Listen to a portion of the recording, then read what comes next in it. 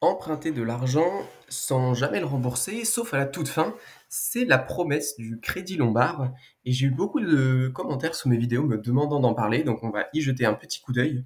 Je suspecte beaucoup d'autres, influenceurs d'en avoir parlé parce que c'est un outil qui est assez, particulier et qui a priori est pas réservé à la plupart des gens et pourtant beaucoup de gens en parlent, donc je pense qu'il y a eu, des mises en avant de ce Crédit Lombard, donc on va regarder un petit peu ce que ça implique.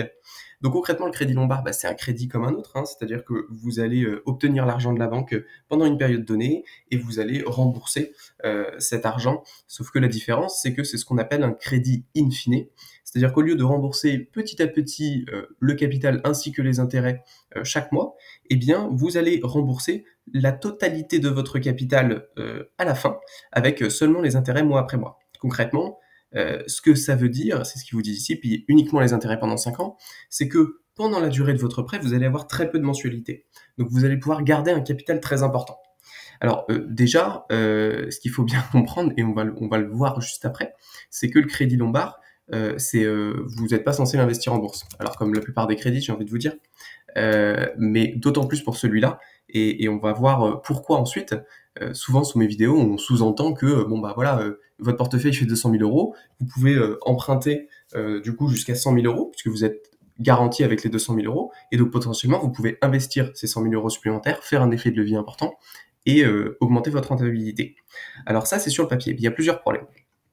Le premier problème, c'est quoi? Le premier problème, c'est que vous avez un taux d'intérêt qui aujourd'hui n'est quand même pas nul, 2,75%. Là, je suis sur Boursorama, mais c'est des taux assez classiques. 2,75% en taux réel, c'est quand même assez important. La bourse, effectivement, peut faire plus 10% en 10 ans, mais elle peut très bien faire 0, elle peut très bien faire moins 5, elle peut très bien faire moins 30. Donc, tout ce que vous allez faire, c'est réduire votre rentabilité et augmenter votre effet de levier sur un espace de temps qui est assez limité, puisque finalement, 5 années, c'est assez court. Sur 5 années, vous pouvez clairement être en négatif. Ce qu'il faut comprendre aussi, et c'est la raison pour laquelle c'est interdit d'investir en bourse en fait avec un crédit lombard, c'est que, admettons que vous faites ce que j'ai imaginé. J'ai un portefeuille de 200 000 euros. J'emprunte 100 000 euros. J'utilise ces 100 000 euros pour investir. Comme on l'a compris, on ne rembourse que les intérêts tout au long du prêt, donc quasiment pas d'argent. Sauf qu'au bout de 5 ans, il y a l'échéance qui tombe. La banque vous dit, vos 100 000 euros, va falloir me les renvoyer. Donc à ce moment-là, vous êtes contraint de vendre vos titres. Bon, ou alors vous refaites un crédit, mais il y a un moment, ça s'arrête. Et donc, concrètement, au moment où ça s'arrête, vous êtes obligé de vendre à un timing qui n'est pas forcément le bon. C'est-à-dire que c'est juste parce que c'était la date du prêt, mais c'est pas parce que les marchés sont spécialement intéressants ou parce que vous avez une plus-value qui est pertinente. Donc, c'est-à-dire que peut-être que vous allez être contraint de vendre au pire moment. Donc ça, c'est un des premiers problèmes du crédit lombard. Un autre petit problème qui est un problème annexe qui est plus lié à Boursobank, là je voyais effectivement que l'offre est réservée aux clients de Boursobank, qui est l'offre Bourso First. Pour information, cette offre, elle coûte, je crois que j'ai vu 30 euros par mois, ça me paraît énorme, mais je crois que c'est ça. Blablabla, offrez-vous blablabla, 30 euros par mois, 29. Donc c'est assez cher aussi. Bon, évidemment, si on parle de centaines de milliers d'euros, 30 euros par mois, c'est pas rien. Enfin, c'est pas important, mais ça reste significatif. Parce que 30 euros par mois, concrètement, sur une année, ça fait 360 euros. Donc sur 5 ans, ça fait 1800 euros. C'est quand même pas, c'est pas rien. Donc ça, c'est un autre problème. Ensuite, on va parler du problème majeur du crédit lombard. Et c'est le problème de l'ensemble des crédits comme ça qui sont ce qu'on appelle nantis. C'est-à-dire qu'en fait, la banque ne va pas vous donner cet argent en regardant vos revenus. Elle va pas regarder si vous avez gagné X ou 1000 par mois. Elle va regarder combien vous avez comme capital. Et donc effectivement, vous allez lui dire, moi sur mon PEA, il y a 200 000 euros. Moi sur mon assurance vie, il y a 100 000 euros. Et elle va être OK pour vous prêter à 50% de ce montant. Sauf que le problème, vous comprenez bien, c'est que le capital que vous avez d'investi, c'est un capital, même si l'argent que vous avez avec le crédit lombard, admettons, vous l'utilisez pour acheter une maison, et non pas des produits boursiers, ce qui, ça, pour le coup, est autorisé. Même si vous faites ça, si vos actifs boursiers se déprécient, ils perdent 10-20% de leur valeur, ce qui va se passer, c'est que la somme que vous aurez empruntée, 100 000 euros, ça deviendra plus que 50% que la somme que vous avez en garantie. Puisque la somme que vous avez en garantie, vos 200 000 euros, peut-être qu'ils ont baissé, et là, aujourd'hui, ils sont 180 000.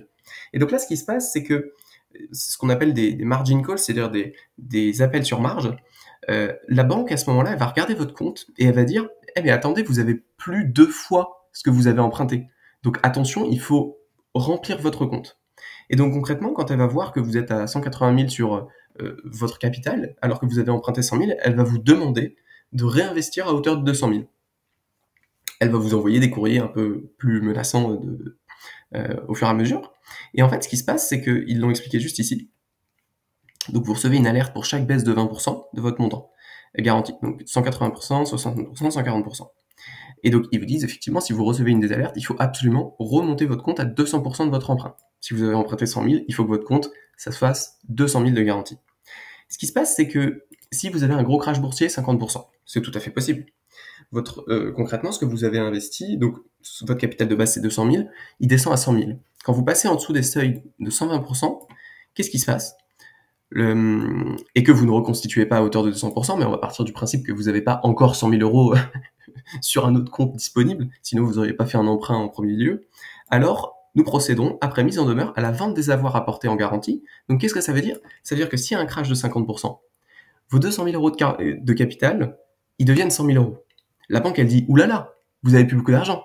Donc elle va vous forcer à vendre à ce moment-là, elle va prendre vos 100 000 euros, elle va tout vendre, alors évidemment au pire moment, parce que vous êtes à moins 50% en plein milieu d'un bear market, et avec ces 100 000 euros, elle va se rembourser, elle va reprendre.